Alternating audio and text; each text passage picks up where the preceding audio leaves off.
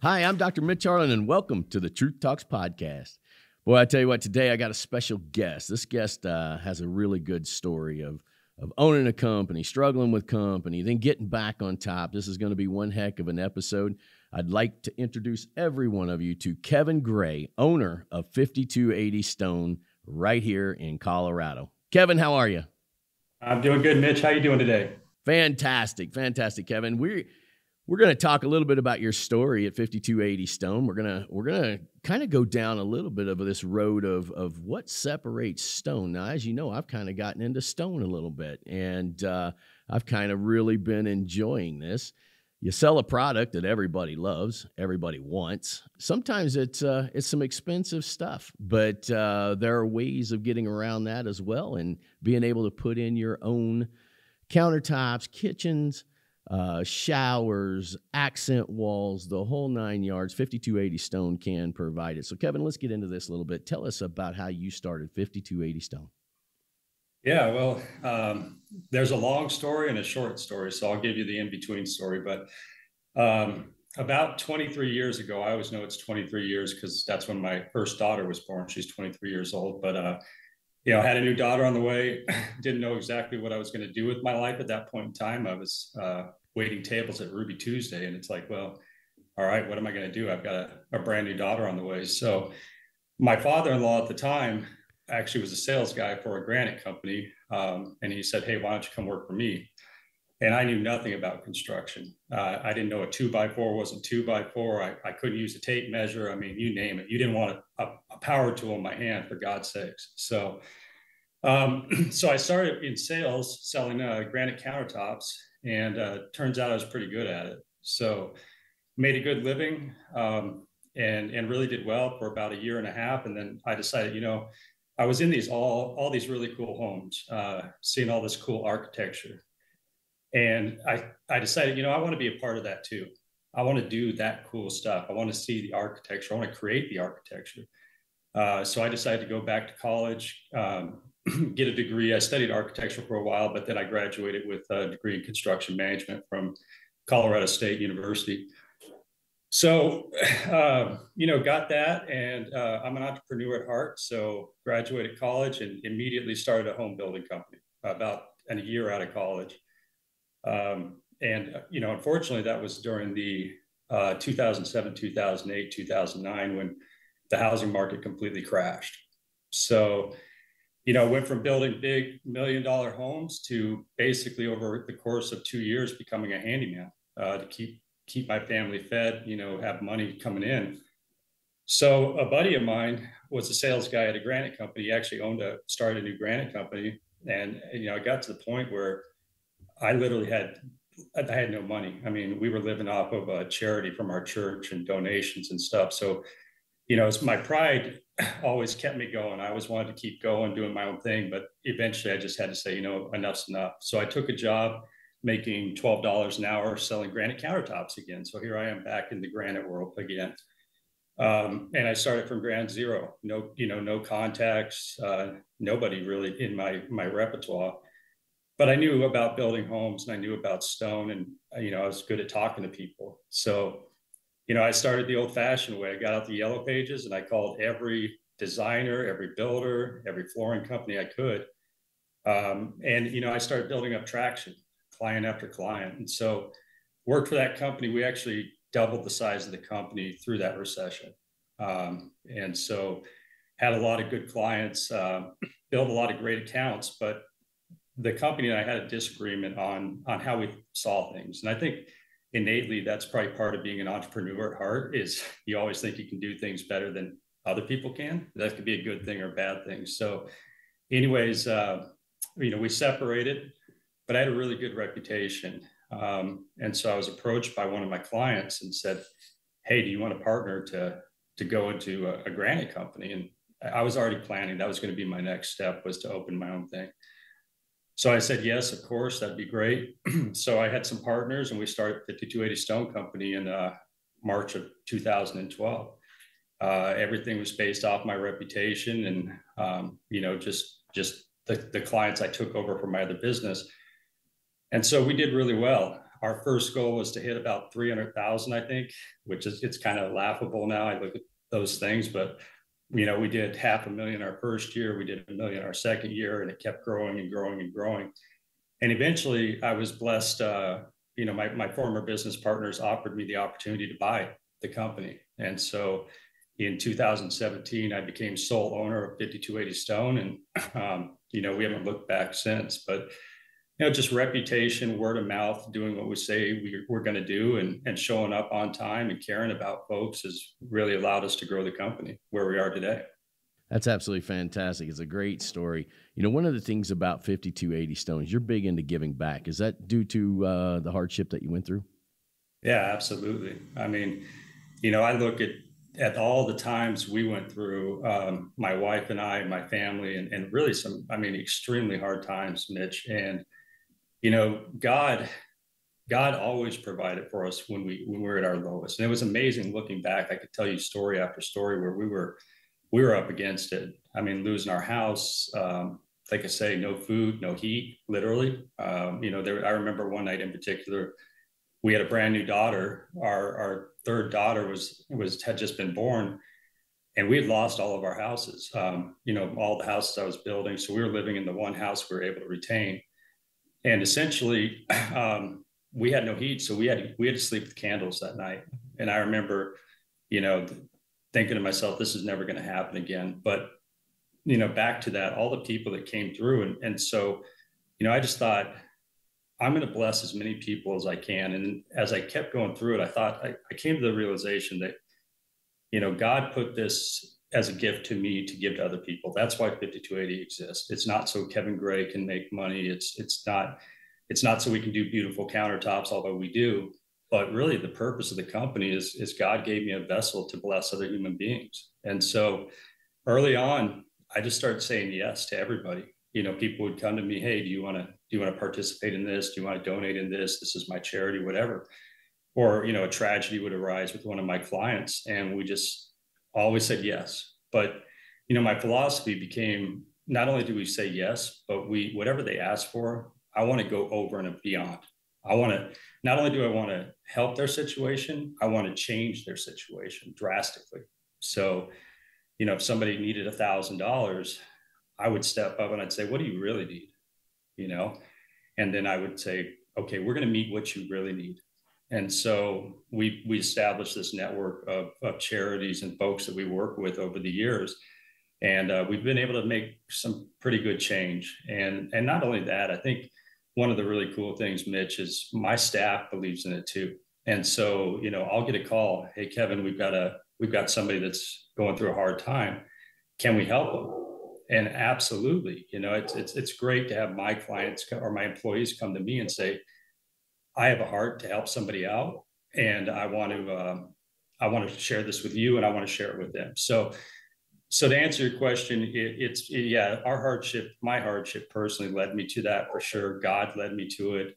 But we've created this amazing culture where our entire staff wants to give and love on people. So that's fantastic. I want to talk a little bit about stone companies because I did quite a bit of research preparing for this. And, one of the things that I found out is getting to know you.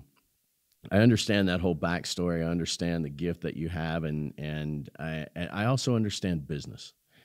But what I want to talk about, you got all these people who they advertise these ridiculously low per square foot countertops, let's say.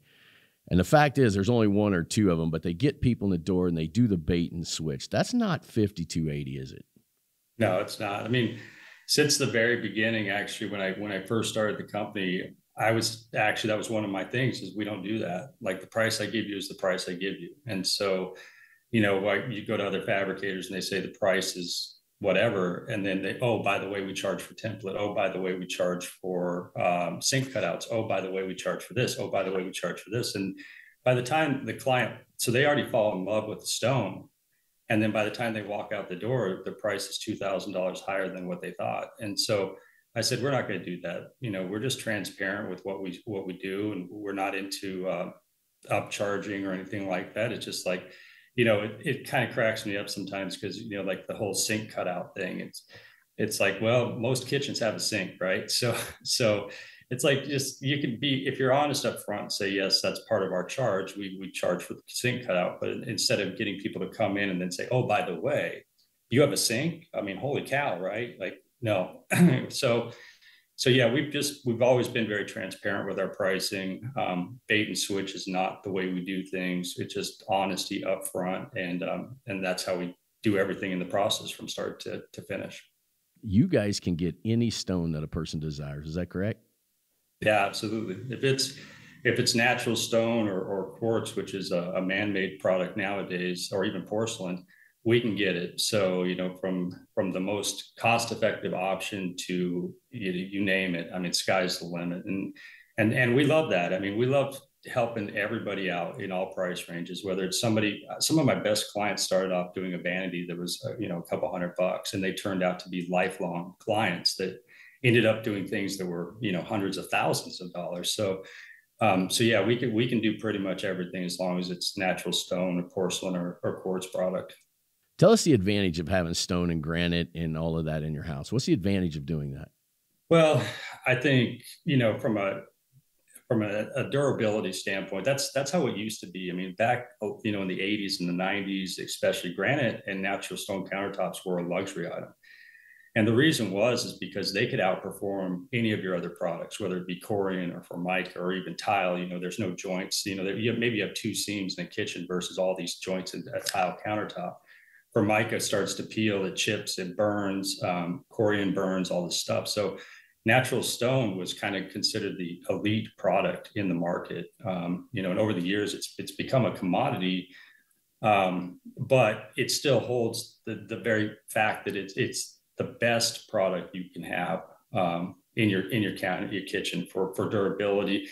But then also the other thing that's happened over time is aesthetics. I mean, back in the day, you had 25 granites to choose from, pretty much 25 to 50.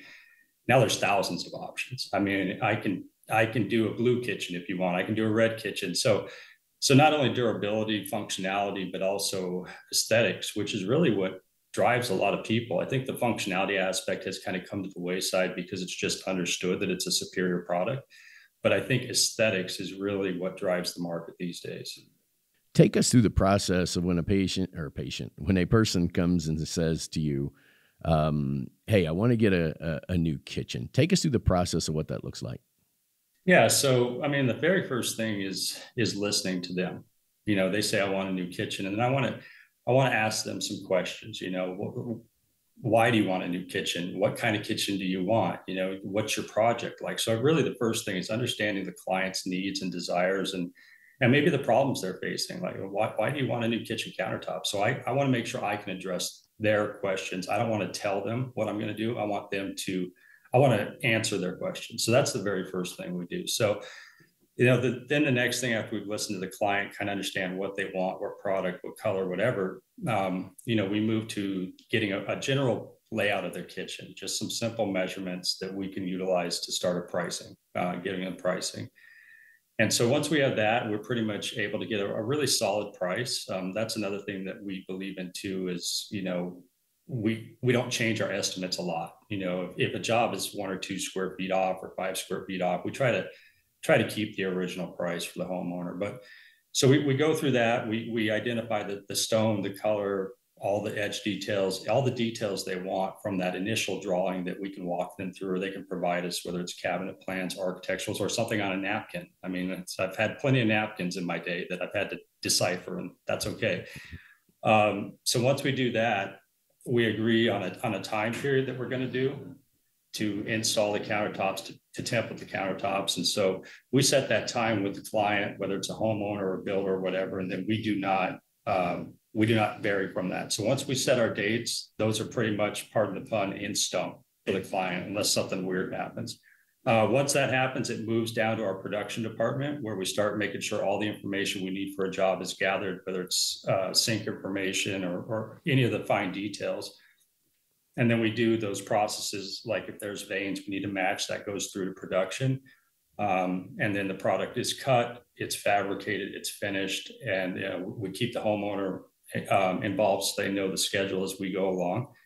And then we go out, and the day of install is actually pretty simple. I mean, it's complex and it's hard what we do, but it's for 99% of the project, it is a couple hour process. We're in, we're out, we're done, and they can get their plumber and anybody behind us and get their kitchen back up and running the next day, hopefully. I've gotten to see the process, and again, in the study that for this show and for 5280 Stone, there's one thing that really sticks out to me. Number one, you have not only a good business, you have an incredible, beautiful business. The building that you guys have is absolutely amazing. It's clean. Your showrooms are clean. Even back there where they're sawing and cutting is clean, which is kind of insane, really. It's a lot of dust, a lot of things that go on. It's still clean back there. The thing that interests me is there's a lot of fabricators around that list themselves as stone fabricators. And you'll see as you start to dig into some of these things that it doesn't look like 5280 Stone. So give us a reason why, because I think this is going to come into the trust and the honesty of an actual legitimately good company. So tell us kind of how people can get bamboozled if they're not really looking at a company like 5280 Stone. Yeah, well, I think, part of my thing with 5280 is a lot of granite fabricators are in industrial areas, in warehouses, in areas that you necessarily don't want to go into, especially at night. That's just kind of how the industry has always been. Or some guys operate out of their garage. And my thing was always having a facility that my staff and my clients felt safe at. I wanted to break the mold on fabrication facilities. I didn't want to be where everybody else was at, because usually they're kind of all in the same places. And so I said, no, I don't want that at all. And so, when we chose the location we're in now, it was really designed to be in an area that was in a neighborhood that was family friendly, that you could bring your wife, your kids, whatever to, and not worry about it. And then the same thing with the shop itself. Cleanliness in the shop, it has more to do with just than aesthetics. It's actually a very big safety issue. There's a lot of dust produced. There's a lot of safety things you have to be careful of in this industry. And so, the cleanliness of the shop is reflective of the safety we use in the shop. We use water in all of our processes to mitigate dust and to protect our employees, but it also cleans the shop up. But I'm a big believer that a clean work environment and a clean business environment raises all boats, raises the bar for everybody. You go into a business where there's trash on the floor, or the outside is not maintained, or the fences are falling apart. Well, that's an indication of the quality you might be getting from your fabricator. So, you're right. I mean, to be a fabricator, you really don't need much. You can do it with some pretty minimal tools and a little bit of knowledge and do it. But I think, the reassurance that we're going to be there if something goes wrong. We're going to be there quickly if something goes wrong. We have all the correct insurance and stuff that we need, and we have the state-of-the-art technology. And I think when you choose a fabricator, whether it's 5280 Stone or somebody else, really paying attention to how that place looks when you walk in the door, because it really is an indication of the product and the service you're going to get in the long run. I mean, if you go to somebody in a garage, and I'm not knocking those folks at all, I understand that's how a lot of guys start off, but you got to ask yourself, in a year, if my countertop has a chip or if something goes wrong, is this guy still going to be here for me? And 5280, of course, we're almost 13 years in business now. We're going to be there for you. I have clients who call me after 10 years and say, Kevin, I got a stain in my countertop. What do I do? And we take care of it, 10 years later. And so, yeah, I think just buyer beware, just make sure that the company you're working with is representing themselves the way that you expect the service to be at the end, because service is really what it's all about at the end of the day. I mean, we all have the same product. It's really going to come down to quality and service. So one last thing before we go, Kevin, tell us the principles of 5280 Stone. Yeah. So our core values are honor, excellence, and agape. So honor it's the easy one. Just do what you say you're going to do when you say you're going to do it, right? Show up on time. If you make a promise, back it up. That's simple. Excellence, I just explained, just try to be the best that you can at everything you do. And that for my employees, that's personal and professional, right? So one thing I try to talk to my employees about is the values of our company are not just a professional moniker. It's not something on a t-shirt, which it is on our t-shirt, but it's how you live your life too, right? How do you live your life? And so all of us have imperfections, but if we can strive for these things in our lives, we're going to be a better business, but you're going to be a better mom when you go home, a better dad, a better neighbor. So, and then the last one is actually the most important one. It's agape. And a lot of people ask me, well, what does that mean? And that's great because that's part of the reason why I put it in our values. Agape is a level of love that is unattainable to us. It's God's love for people. It's God's love for humanity. And so, when I chose agape, I debated it because there's no way I can replicate that love. It's impossible. I'm a human. But kind of like excellence, I can shoot for it, right? And so what that means is we love everybody inside and outside the building. And so whether you work for me or whether you are a client, I want you to feel loved. And what does love mean? Well, love means I care about your story. Love means that you're not a countertop to me. You're a human being. You're somebody I care about. And it's been a great blessing over the years because we've had people who maybe share something with us through the process.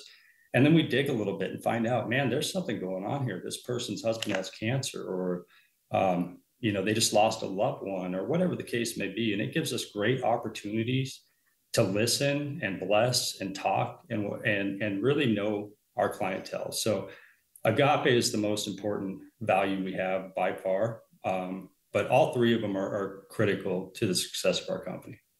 Fantastic, Kevin. I always like to share stories with people that own businesses but have these types of principles. It's hard to find sometimes anymore. We're in a hard world. We're living in a hard world where it's really people are trying to survive and they try and make money, and they sometimes always skip a little a corner here or there and hope that the person doesn't see it. And that is certainly not 5280 Stone. By the way, 5280 Stone, proud sponsor, Truth Talks. One of the things that's awesome about 5280 Stone is we have new countertops coming in here. So we will be showing you that, sending you pictures of it, and we're going to show the install. We're going to show everything. We thank 5280 Stone. We thank you, Kevin Gray, and I will be talking to you shortly. Dr. Mitch, thank you so much for the time. I just appreciate the opportunity to be on your show. It's a blessing, and I love working with you and being your friend. So thank you so much for the time today. Absolutely.